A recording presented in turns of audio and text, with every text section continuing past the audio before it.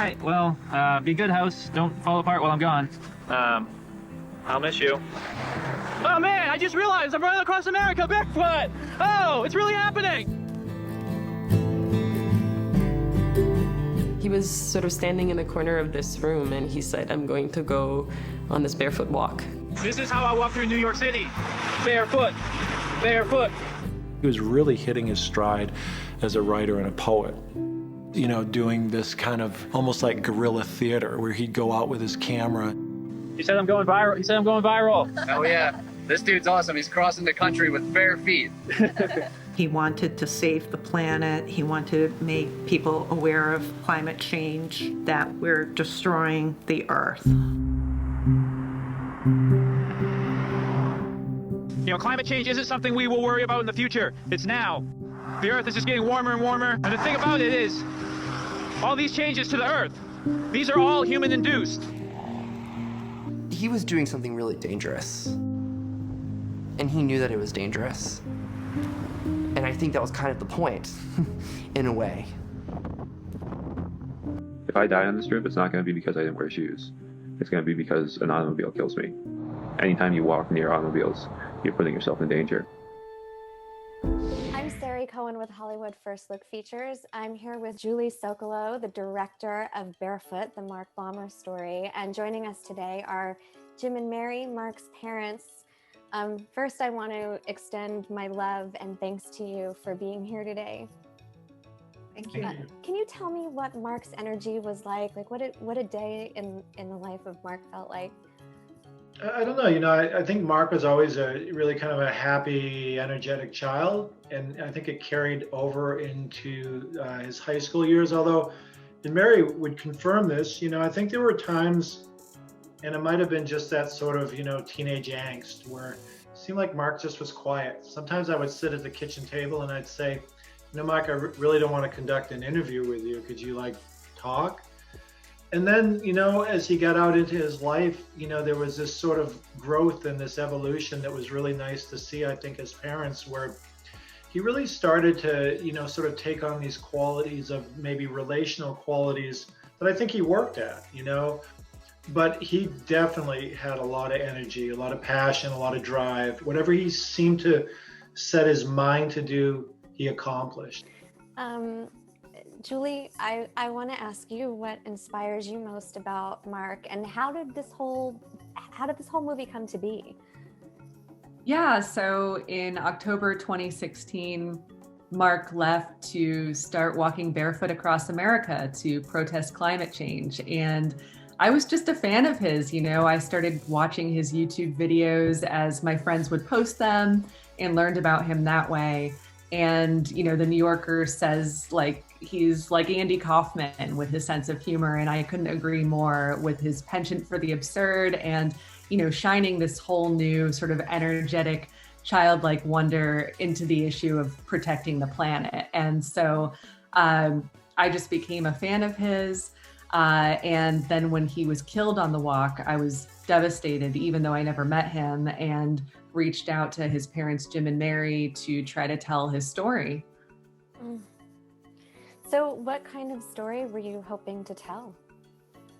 Yeah, I think because I was following his journey while he was alive, I wanted audiences who watched the movie to feel his presence as though they're really getting to know him. And so I wanted the film to feel more chronological and going through this kind of hero's quest to save the planet through walking barefoot, and so you really get the full scope of the 100-day walk. He starts in Providence, Rhode Island, making his way west. You get to see him in New York City, walking barefoot in Times Square. You really get that moment by moment adventure with him.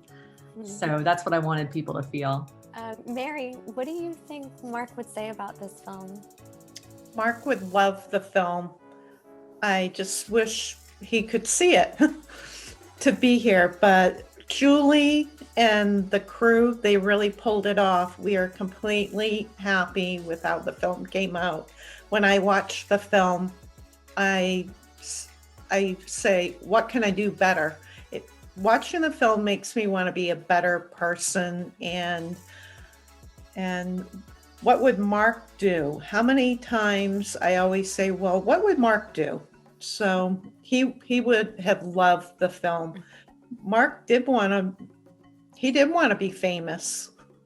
So Jim and I are very thankful that, you know, as grieving parents, having lost our only child, that we get this wonderful film. How do we help Mark's legacy live on? We started a nonprofit a couple months after Mark was killed. We started a nonprofit, the Mark Baumer Sustainability Fund.org.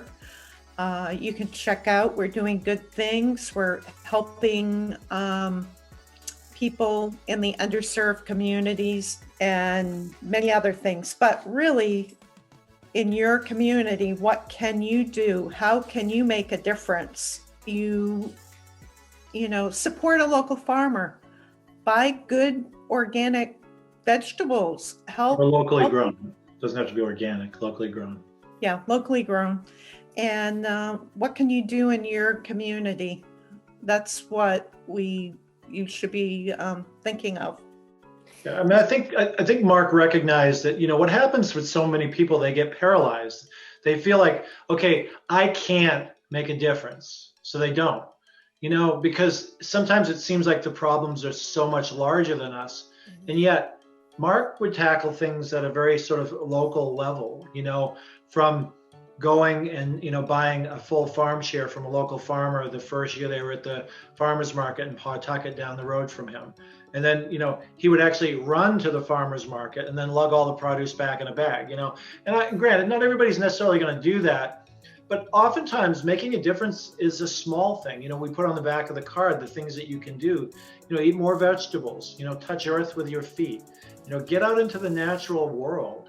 You know, and I think Mark was very much showing a relational quality that oftentimes we don't see. Mark truly did care about other people and was really concerned about the sort of the animus between people. You know, we've got to find a way to come back together as a culture instead of all of this divisiveness. And granted, the divisiveness is there for a reason, but we do have the power to break it down, even if it's with one person, between you and one other person. Julie, why don't you tell everyone where they can watch the film? Yeah, so the film can be pre-ordered now on iTunes and Amazon, and on October 27th, you can watch it. Connect with us at barefootdocumentary.com and find us on, you know, Facebook and Twitter. We respond and love to chat with folks about the film. Thank you so much. Thank you all for joining me today. I'm SARI Cohen. We'll see you next time. My journey across the country is a metaphor to not give up. People have talked about Mark being this, you know, barefoot vegan superhero. You thought that Mark somehow was invincible, that there was nothing that could take Mark out. There is something beautiful about the road. It's a symbol of going somewhere. And I just prefer to do it on my own 2 feet.